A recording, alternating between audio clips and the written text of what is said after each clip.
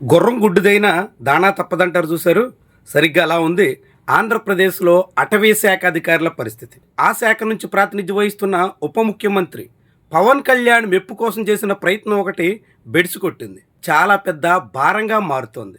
ప్రజల్ని ఉద్ధరిస్తాం అంటూ చేపట్టిన కార్యక్రమం ఇప్పుడు ఖజానా కొల్లగొట్టేదానికి ఆస్కారం ఇస్తుంది.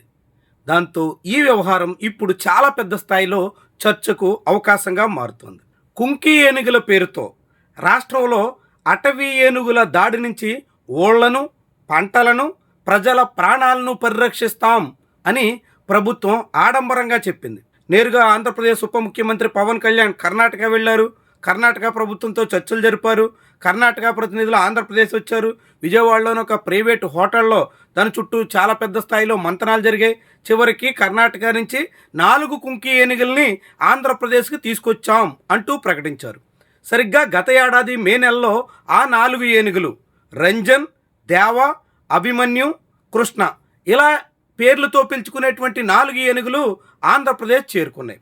ఇంకేముంది, రాష్ట్రంలో ముఖ్యంగా కర్ణాటక, తమిళనాడు, ఒడిశా సరిహద్దుల్లోని వందలాది గ్రామాలు ఏనుగుల ముంపు బారు నుంచి, ఏనుగుల ముప్పు బెడద నుంచి తప్పుకున్నట్టే అంటూ కూడా చెప్పుకొచ్చారు. పవన్ కళ్యాణ్ కూడా ప్రత్యేకంగా కుంకి ఏనుగుల కోసం అంటూ ఒక విజిట్ చేసి అక్కడ చాలా పెద్ద స్థాయిలో షూట్ కూడా నిర్వహించి దాన్ని భారీగా ప్రచారం చేసుకున్నారు.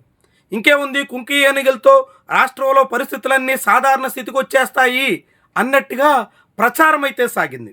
కానీ ప్రచారానికి వాస్తవానికి ఎక్కడా పొంతనుండట్లేదు. అందుకే కర్ణాటక నుంచి తీసుకొచ్చినటువంటి కుంకి ఏనుగుల్ని మేపడానికి సరిపోతుందే తప్ప వాటి వల్ల దమ్మిడి ప్రయోజనం కనిపించట్లేదు అని అటవీ శాఖ అధికారులు ఇప్పుడు తలలు పట్టుకుంటున్నారు. దాంతో మీ కుంకి ఏనుగులు మళ్ళీ మీకు ఇచ్చేస్తాం అని కర్ణాటక ప్రభుత్వంతో మంతనాలు జరపాల్సిన పరిస్థితి వచ్చింది. అదేంటి, ఎంతో ప్రయాసపడి అనేక రకాలుగా మంతనాలు జరిపి రాష్ట్రానికి కుంకి ఏనుగులు సాధించాం అని ఘనంగా చెప్పుకున్నటువంటి వాళ్ళు మళ్ళీ కర్ణాటకకి అప్పగించాలనే యోచనకి ఎందుకు వచ్చారు అని అంటే అదే అసలు ట్విస్ట్ అన్నట్టు. మొత్తం ఈ 4 కుంకి ఏనుగుల్లో ఒకటి గుడ్డిది, ఒకటి మానసిక స్థితి సరిగా లేనిది. దాంతో 2 ఏనుగులు అసలు ఆపరేషన్లో పాల్గొనేదానికి కూడా అవకాశం లేదు. దేవా అనే ఏనుగు గుడ్డిదిగా నిర్ధారించేశారు.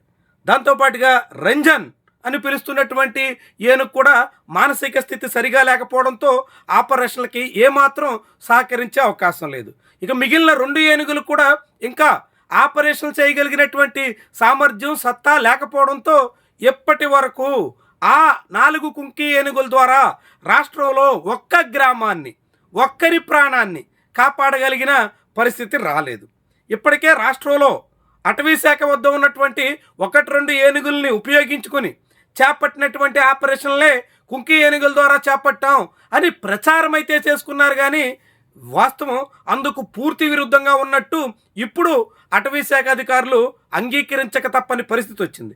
దాంతో ఇప్పటికే ఏడాది కాలంగా ఆ 4 కుంకి ఏనుగులను పోషణ కోసమే కోట్ల రూపాయలు ఖర్చు చేయాల్సిన పరిస్థితి వచ్చింది. దీంతో ఇప్పుడు అలా భారాన్ని ఎంతగా భరించినా అవి వినియోగంలోకి వచ్చే అవకాశం లేకపోవడంతో, వాస్తవంలో ఆపరేషన్లకి ఏమాత్రం ఉపయోగపడే అవకాశం లేకపోవడంతో తిరిగి మళ్ళీ వాటిని కర్ణాటకకి అప్పగించాలన్న యోచనకు వచ్చారు. అప్పట్లో ఉప ముఖ్యమంత్రి పవన్ కళ్యాణ్ ఒత్తిడితో అటవీ శాఖ అధికారులు ఏదో ఒకటి చేశాం అని చెప్పుకోవడానికి తగ్గట్టుగా ఈ కుంకి ఏనుగుల్ని ఆంధ్రప్రదేశ్కి తరలించినట్టుగా చెప్తున్నారు.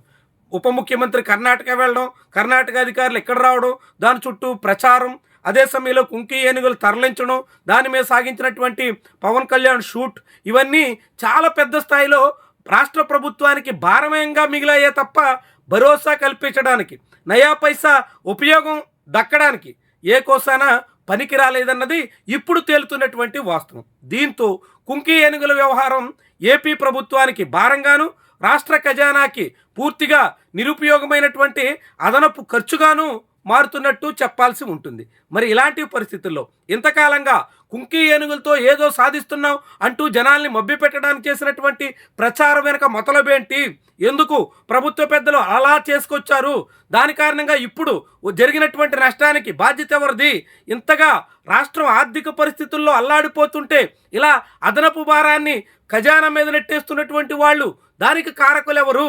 ఇలాంటి అనేక ప్రశ్నలు ఇప్పుడు ఉదయిస్తున్నాయి. ఏమైనా పవన్ కళ్యాణ్ శాఖలో ఇప్పటికే అటవీ పర్యావరణ శాఖ పనితీరు పరంగా అట్టడుగునుందని ఇటీవల కలెక్టర్ల కాన్ఫరెన్స్లో స్వయంగా ముఖ్యమంత్రి వెల్లడించారు.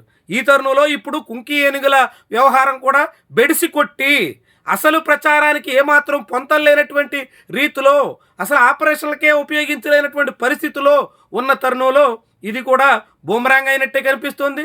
దాని చుట్టూ చేసినటువంటి ప్రచారం పూర్తిగా బూడిదలో పోసిన పన్నీరుగా మారిపోతోంది.